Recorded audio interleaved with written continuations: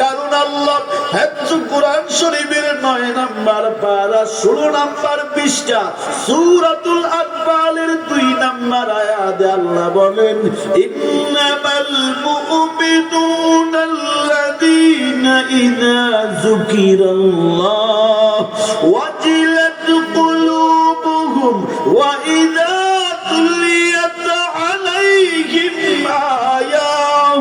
وَإِذَا تُلِيَتْ عَلَيْهِمْ آيَاتُهُ زَادَتْهُمْ إِيمَانًا আল্লাহ বলেন কোরআন এমন একটা কিতাব যে কিতাবের তেলাওয়াত যে কিতাবের আয়াতগুলি শোনার পরে আল্লাহর কোরআনের উসিলায় বরকতের মুসলমানের ইমানদারের ঈমান বেড়ে যায় ঠিক কিনা কেমন বাড়াবাড়ে কোরআন শুনলে ঈমান কেমন বাড়াবাড়ে জানো কয় এমন বাড়াবাড়ে ওয়া আলা রাব্বিহিম ইয়াতাওয়াক্কালুন দুনিয়ার কার উপরে তাওয়াক্কুল করে না একমাত্র তাওয়াক্কুল করে আমার আল্লাহর উপর ঠিক কিনা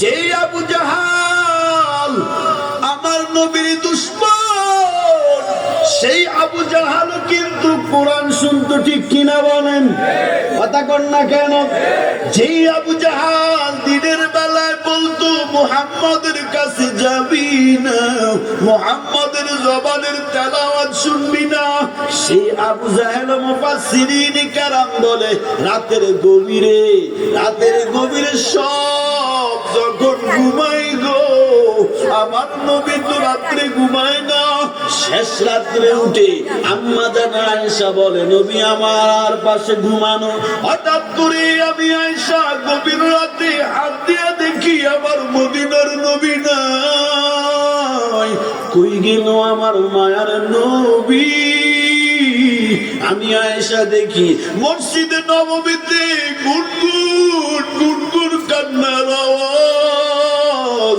আমার নবী দাঁড়ায় আল্লাহর কালাম তেলাওয়াত করে এরে নবীর উম্মত সেই আবু জাহল রাতের গভীরে মসজিদে নববীর কিনারে দাঁড়া নবীর কোরআনের তেলাওয়াত শুনতো মাঝে মাঝে তারা নেতাদের সাথে দেখাও তো কিউ দিনের বেলায় পুরি কোরআন শুনবি না রাতের বেলায় তুমি নিজেই দে কোরআন শোনো আবু জাহেল কয় মনে বুঝাইতে পারি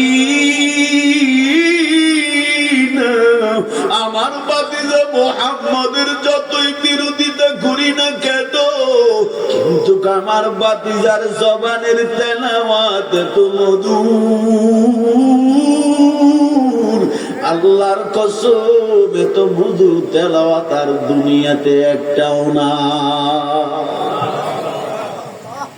তাহলে যে আবু জাহাল কোরআনের বিরোধিতা করতো সেও কিন্তু কোরআন শুনতো ঠিক কিনা বলেন তুমি কেসা মুসলমান তুমি মুসলমানের সরকার হইয়া মুসলমান রাষ্ট্রে বসবাস করিয়া যেই দেশে শতকরা 90 থেকে 92% মুসলমান যেই দেশে মসজিদ বেশি মাদ্রাসা বেশি পীরের খানকা বেশি কোরআনওয়ালা বেশি কোরআনের তাফসীর বেশি কোরআনের বয়ান চলে বেশি তুমি সেই দেশের প্রধানমন্ত্রী হইয়া কোরআনের বিরোধিতা যদি করো আল্লাহর কসম মাস্তানি করিয়া কয়েকদিন বাহাদুরি করবি পরবর্তীতে জুতার মালা ছাড়া কিচ্ছু না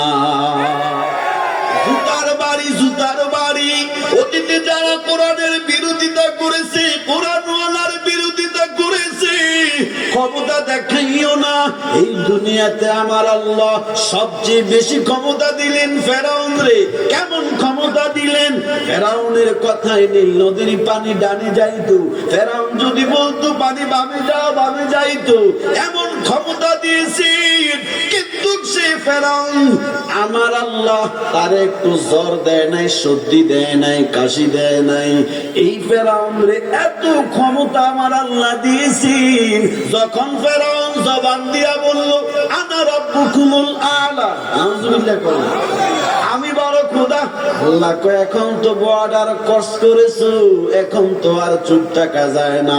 ওরে আবুল সরকার 30-35 বছর গান গায়, যাত্রা পালায়, বাউলিয়া গান গায়, এই দেশের মমতাজের মতো বিয়াদব নারীও গান গায়, সংসদে গিয়াও গান গায়, ঠিক নিন?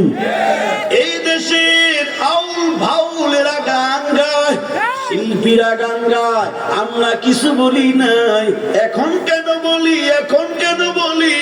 কয় যখন তুমি আমার রব, আমার স্রষ্টা, আমার খালেক, আমার রব্বিল আলামিন, যিনি গোটা দুনিয়ার প্রতিপালক, তিনি কে?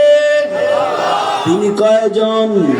করেন কুল হুয়াল্লাহু আহাদ, আল্লাহুস সামাদ, লাম ইয়ালিদ ওয়া লাম ইউলাদ ওয়া লাম ইয়াকুল লাহু কুফুয়ান আহাদ। নবী আপনি জানা দেন আমি আল্লাহ কয়জন? আল্লাহুস সামাদ, আমি আল্লাহ মুতাফিক্কি, আমি আল্লাহ কারো মুতাফিক্কি না। লাম ইয়ালিদ ওয়া লাম ইউলাদ, আমি আল্লাহ কাউকে জন্ম দেই নাই, বাট আমি আল্লাহ কেউ জন্ম দেয় নাই। ওয়া লাম ইয়াকুল লাহু কুফুয়ান আহাদ, এবং আমি আল্লাহর সমতুল্য কেউ। ফেরাউন যখনই বলল আনা রাব্বুকুমুল আলা, আল্লাহকে দিয়ে কথা বলেছে, তখনই আল্লাহ বিপদ, ঠিক নেই?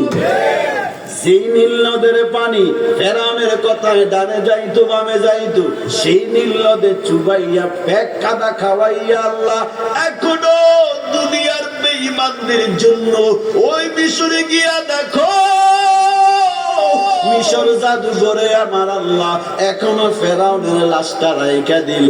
কেন রাখছে জানুনি? আল্লাহ বুঝাইতে চাইল, ও দুনিয়ার ক্ষমতাওয়ালারা, ক্ষমতার গরম দেখাবি না, তাকাইয়া দেখ, তোর চাইতে কোটি কোটি গুণ ক্ষমতাওয়ালা ফেরাউনের লাশ এখনো আমি আল্লাহ রেখে দিলাম। অতএব ফেরাউন থেকে শিক্ষা নাও, আর টাকার গরম দেখাইও না। এই দুনিয়াতে আমি আল্লাহ সবচেয়ে বেশি টাকা দিলাম কারুন রে। কাকে বলেন? কারুন রে আমি টাকা দিয়েছি। গোটা দুনিয়ার সব টাকাওয়ালার টাকা যদি এক পাল্লায় রাখো গো, কারুন রে আমার আল্লাহ যে সম্পদ দিলেন কোটি ভাগের এক ভাগ হবে না। আল্লাহ বলে টাকার গরম দুনিয়ায় চলে, আমার কাছে চলে না। আল্লাহর কাছে চলে। টাকার গরম আল্লাহর কাছে চলে না, ক্ষমতার গরম আল্লাহর কাছে চলে না। আমার আল্লাহ রাব্বুল আলামিন বলেন সাবধান, আমি আল্লাহর সাথে ফেরাউন গাদ্দারি করে টিকে নাই, কারুন গাদ্দারি করে টিকে নাই, সাদ্দাত গাদ্দারি করে টিকে নাই। অতএব কিয়ামতের আগে কেউ টাকার গরম দেখাবি না, ক্ষমতার গরম দেখাবি না। আমি আল্লাহ তোদের জন্য শিক্ষা গ্রহণের ইতিহাস রেখে দিলাম, ঠিক কিনা? সেই ওমর কোরআন শুনে ওমরের দিলের মধ্যে ধাক্কা লেগে গেল। ওমর তরবারি নিয়ে দৌড়ান। ওমর হঠাৎ কোরআন শুনে তরবারি নিয়ে মুহাম্মদ আমার মায়ার নবীর কাছে যায়।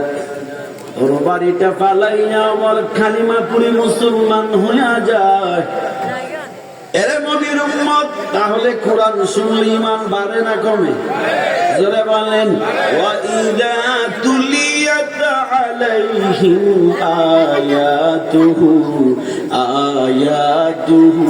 যাদাতুহুম ঈমানা। কোরআন শুনলে ঈমান বাড়ে, আর কোরআন শুনায় যারা বিরোধিতা করে এরা ঈমানদার না বেঈমান? বলে কোন না কেন? ওয়াকালাল্লাযীনা কাফারু লা তাসমাউ লিহাযাল কুরআন। কাফেরদের এক নাম্বার মিশন হলো তারা বলতো তোমরা কোরআন শুনিও না। অতএব এখনো যারা কোরআন শুনতে বাধা দেয়, এখনো যারা কোরআন তাফসীর মাহফিলে বাধা দেয়, যদিও এই যুগে আবু জাহেল নাই, তবে আবু জাহেলের রক্তের সাথে সম্পর্ক আছে না নাই? ফাইনালি শুনে নাও, আবু জাহেল যেমন কোরআন শুনতে বাধা দিয়ে আবু জাহেল এই জমিনে টিকে নাই, আমার আল্লাহর সামনে টিকে নাই, কোরআনওয়ালার সামনে টিকে নাই। এই যুগেও যারা আবু জাহেলের ভূমিকা পালন করতেছো, আল্লাহর কোরআন হাতে নিয়ে বলতেছি অপেক্ষা কর, বিজয় কিন্তু ইমানদার টুপিওয়ালা কোরআনওয়ালার হবে, তোমরা ধ্বংস হবে, ঠিক কিনা? বিজয় দিবেন কে? যেরকম কে? আমাদেরকে 5 আগস্টে বিজয় দিচ্ছেন কে? যেরকম না, স্বৈরাচার থেকে আমাদেরকে বিজয় দিছে কে? এটাকে অস্ত্র বলা হয়েছে, এটা কি বাহিনীর বলা হয়েছে? পুলিশ বাহিনীর বলেন, র্যাবের বলেন, বিজিবির বলেন, সেনাবাহিনীর বলে, আরে না, বরঞ্চ সেই তো ওই স্বৈরাচারের কি ছিল? হুকুমের গোলাম ছিল, ঠিক কিনা বলেন? কত ছাত্র চোখ চলে গেছে, হাত চলে গেছে, পাও চলে গেছে এই পেশিস হাসিনার কারণে, ঠিক কিনা বলেন? কিন্তু আমার আল্লাহ বিজয়ের মালাটা কিন্তু আমাদেরকে পরাইছেন, ঠিক কিনা বলেন? আল্লাহ বুঝায় দিলেন, অস্ত্র থাকলেই, বাহিনী থাকলেই, কর্মী থাকলেই বিজয় পাওয়া যায় না। বিজয় আসে কার থেকে? বলেন কার থেকে? বদরের যুদ্ধ 313 জন সাহাবী, রমজান 17 রমজানে ক্ষুধার্ত সাহাবীদের পেটে খানা নাই, 313 জন বদরি সাহাবী যুদ্ধ করলেন, কাফেরের সংখ্যা 1000+, কিন্তু আমার আল্লাহ সেই মুসলমানদেরকে বিজয় দিলেন, ঠিক কিনা বলেন? তার মানে আল্লাহ বুঝাইলেন জনবল দিয়ে, অস্ত্র দিয়ে কখনো বিজয় অর্জন করা যায় না, ঠিক কিনা বলেন? বিজয় দেন কে? ইদা জাআ নাসরুল্লাহি ওয়াল ফাth ওয়া রাআইতান নাসা ইয়াদখুলুনা ফি দীনিল্লাহি আফওয়াজা ফাসাব্বিহ বিহামদি রাব্বিকা ওয়াস্তাগফির ইন্নাহু কানা তাওয়াবা। আল্লাহ বলেন আমার পক্ষ থেকে সাহায্য আসবে তো বিজয়ের দরজা খুলে যাবে, ঠিক কিনা বলে? যতই কোরআনের মাহফিলের থেকে মানুষকে ডিভাইড করতে চাও, ততই মানুষ বাড়ে না কমে, ঠিক কিনা বলে?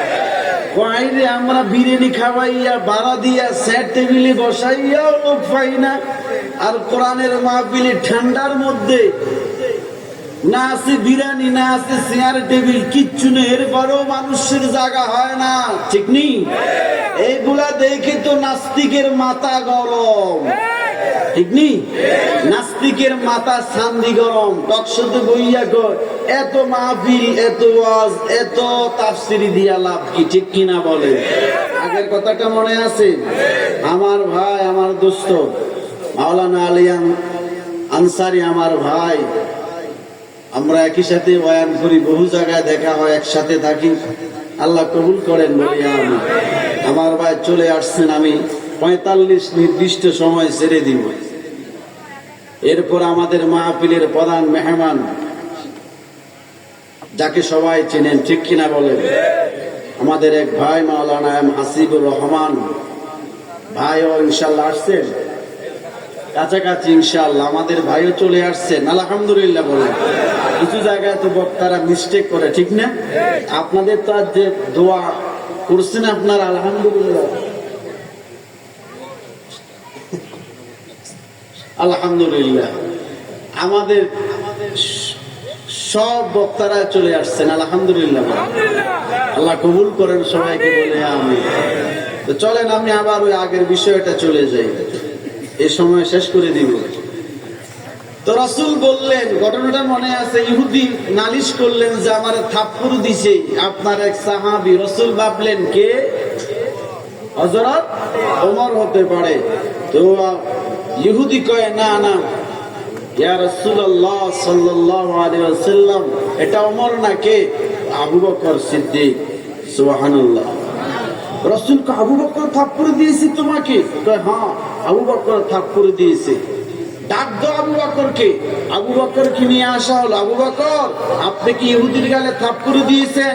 বলেন তো আবু বকর কি সত্য বলবে না মিথ্যা বলবে? হ্যাঁ,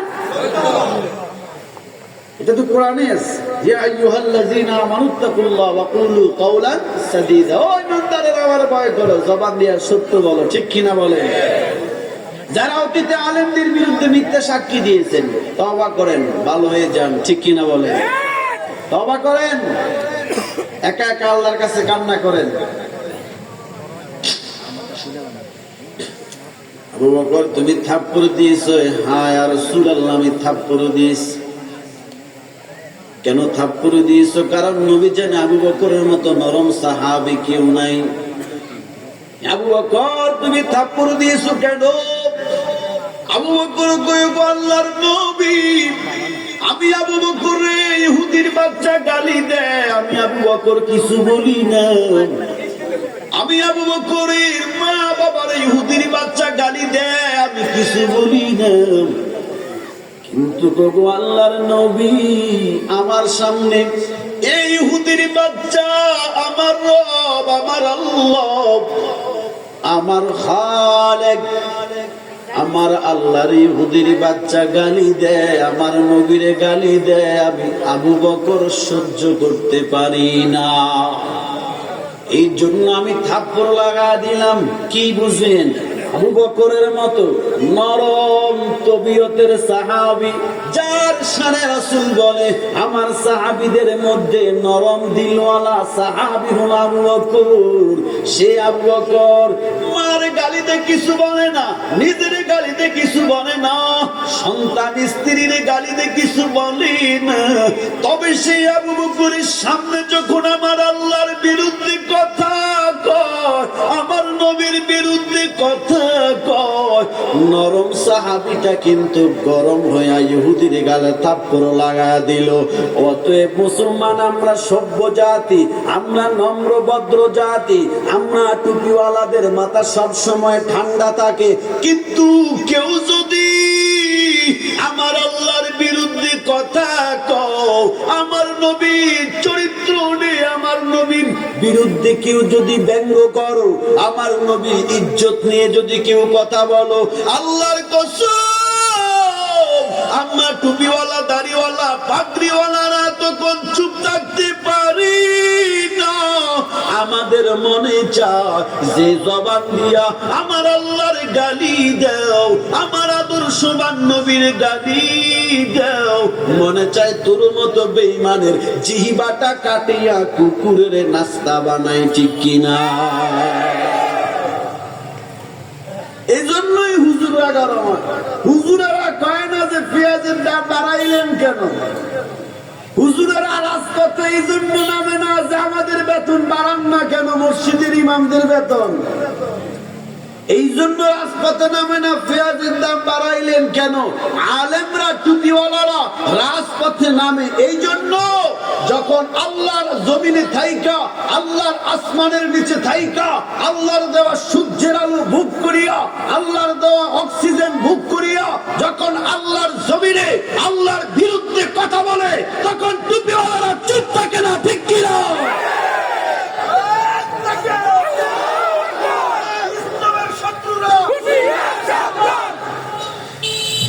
আবুল সরকার, আগে কইছি নাম কি? আবুল। এই বেড়া ৩৫ বছর গান গায়। আমরা টুপিওয়ালারা, এই বক্তারা, ইমাম খতিবরা কিছু কইছি? এরে শাস্তি দেওয়ার জন্য, ফাঁসি দেওয়ার জন্য আমরা রাজপথে নামছি। ছাগলে কি না কয়, ছাগলে কি না খায়, ঠিক কিনা বলে? দেখবেন মাঝে মাঝে বাসের মধ্যে, ট্রেনের মধ্যে কিছু ক্যাম্পাসার ওঠে, ওইটা আমার এই ফোটকাটা যদি কেনেন আপনার প্রেসার ভালো হয়ে যাবে, আপনার টিউমার চলে যাবে। হয়নি? চ্যালেঞ্জ করলাম, যদি কোন ডাক্তার থাকেন আমার এই চ্যালেঞ্জ গ্রহণ করেন, আমার এই ফাইলটা খাওয়ার সাথে সাথে আপনার যৌবন 15-16 বছরের মতো, 30 বছরের মতো আবার ফিরে পাবেন। চ্যালেঞ্জ করলাম আমি। আচ্ছা বলেন তো, মাঝে মাঝে ট্রেনে, বাসে ডাক্তার 1-2 জন থাকেনি? মাঝে মাঝে ওঠে না? আচ্ছা, কোন ডাক্তারে কি তার চ্যালেঞ্জ গ্রহণ করে?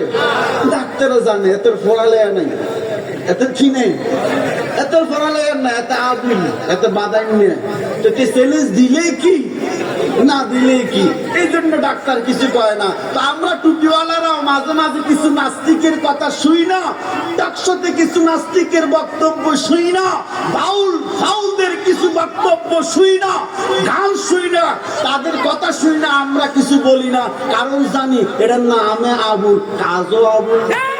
কিন্তু যখন সীমা লঙ্ঘন করে, ফেরাউন যখন সীমা লঙ্ঘন করে বলল আনা রাব্বুকুমুল আলা, আল্লাহ ছাড়া নাই, ঠিক যখন কিছু বাউল নামের ফাউল গান গাইতে গিয়ে আমার আল্লাহর ইজ্জত নিয়ে, আমার আল্লাহর নিয়ে কথা কয়, তখন তো আর চুপ থাকা যায় না, ঠিক কিনা বলে? শুধু কি আমরা টুপিওয়ালারা চিল্লাই আলহামদুলিল্লাহ? এসব তাফসীর মাহফিলের বরকতে বাংলাদেশের তাওহীদি জনতা, যারা আলেম না, যারা মাদ্রাসায় পড়ে নাই, কলেজে পড়ে, ভার্সিটিতে পড়ে, ব্যবসা করে, প্রবাসে থাকে, দেশে বিদেশে লক্ষ লক্ষ যুবক এখন ফাউলদের বিরুদ্ধে দাঁড়িয়েছে, ঠিক কিনা? কারণে তাফসীর মাহফিলের কারণে এই যুবকরা চিনেছে হক কোনটা, বাতিল কোনটা, কোনটা আস্তিক, কোনটা নাস্তিক, ঠিক কিনা? অতএব আগামীর বাংলাদেশ হবে ইসলামের বাংলাদেশ, ঠিক কিনা? আগামীর বাংলাদেশ কোরআনের বাংলাদেশ, ঠিক কিনা? ৯২% মুসলমানের দেশে আগামীর স্বপ্ন হবে ইসলামের স্বপ্ন, ঠিক কিনা? আল্লাহ আমাদের সবাইকে এখন এক বানায় দেন, বলি আমিন। আল্লাহ মুসলমানের দেশের থেকে দুর্নীতি, চাঁদাবাজি, চুরি, লুণ্ঠন, বাটপারি সব কিছু দূর করে দেন, সকলে পড়ি আমিন। আল্লাহ আমাদের মুসলমান সবাইকে মিলেমিশে এই সোনার দেশটাকে ইসলামের রাষ্ট্র হিসেবে, আদর্শ রাষ্ট্র হিসেবে গড়ার তৌফিক দান করেন, আমরা সকলে পড়ি আমিন। ৪৫ শেষ, আমার ভাই দোস্ত বয়ান করবেন, আপনারা সবাই ধৈর্য সহকারে শুনবেন ইনশাআল্লাহ। এরপরে আমাদের প্রধান মেহমান, সারা বাংলাদেশ সুপরিচিত মুখ, আমার ভাই মাওলানা হাসিবুর রহমান ভাইয়ের সাথে